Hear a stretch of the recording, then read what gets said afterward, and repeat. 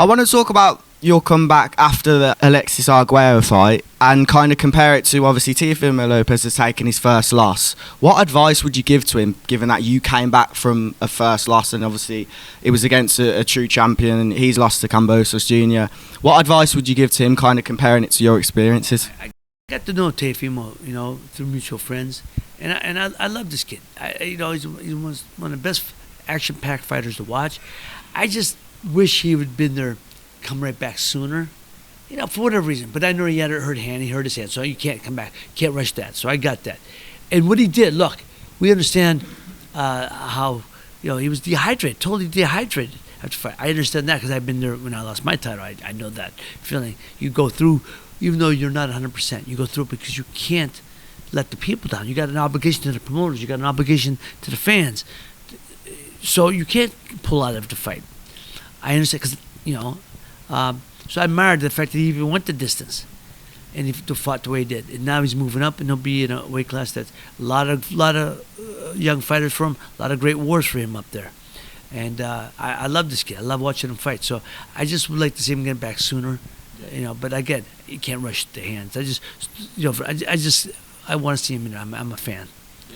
Now, recently, kind of over the last year, they've been dubbed like the top 4 lightweights in the world: Teofimo Lopez, Ryan Garcia, Devin Haney, and Gervonta Davis. Who do you rank the best out of those 4?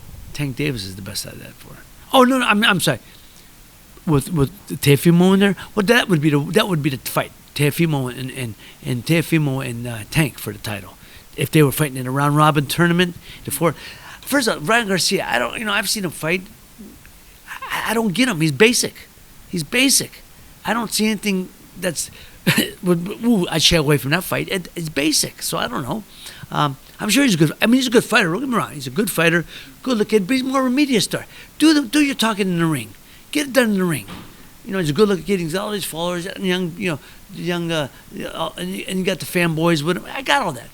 You need that, but just get in the ring, man. Quit talking. Just do it. So I don't know, but I think it would be Teofimo and Tank. I wish that fight could happen, but I think Teofimo's moving up. Tank's probably moving back down. He fought Barrios for title, but he's gonna move probably back down and fight at 35. So that probably won't happen, but maybe it could eventually. But that's a great work group of guys. Devin Haney's gonna fight Kambosos now. I'm anxious to see that. I'm anxious to see what he can do because I hear a lot about him.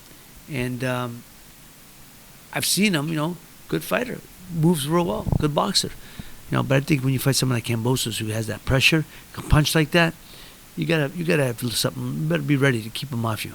Yeah, that was my last question actually. Kambosos, Haney, how do you see that fight going? I think Kambosos eventually is just too strong and overwhelms him. I don't say if he knocks him out. I won't say that big wins. I think he wins pretty decisively. What is it about Kambosos and what is it about Haney that makes you think Kambosos? Again, I haven't seen either one of them enough. I only saw Kambosos one time, and I saw Haney. I didn't see him in full fights just one time, but I've seen enough of them. I don't think Haney has the firepower to keep Kambosos off. If Teofimo didn't, I don't think Haney's going to be able to. But Haney can box. He's a real good boxer. So he's going to have to use movement. He's going to have to keep Kambosos off balance with movement. But the fact that he's going down under, I admire Haney for that. Going in his backyard, he really, to be the best, you want to fight the best. Sometimes you got to fight him in the backyard. So I admire that very much. But I think Kambosos is going to feed off that adrenaline, and if the fans, again, I know here in the UK, you guys are fanatical, but down there, they're pretty fanatical too. So I think having a champion like him they haven't had somebody like him in a long time, probably since Jeff Fennick. So that's going to be great.